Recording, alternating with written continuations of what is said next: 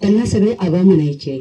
आपल्याला सगळ्यांना माहिती आहे जन्माला जो येणार आहे तो निश्चितपणे जाणार आहे.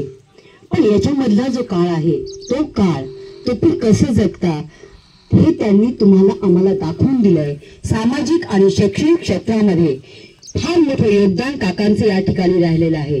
मला तर असं म्हणावंसं वाटतं पंचशील विद्यालय म्हणजे आज हातगावकरांसाठी खरं तर ही एक जीवनदायिनी आहे. एवढं मोठं शिक्षणाचं महत्व म्हणजे काका ज्यांना आपण आबा म्हणायचो, आबा हे खऱ्या अर्थाने डॉक्टर बाबासाहेबांची कृतिशील अनुयायी होते.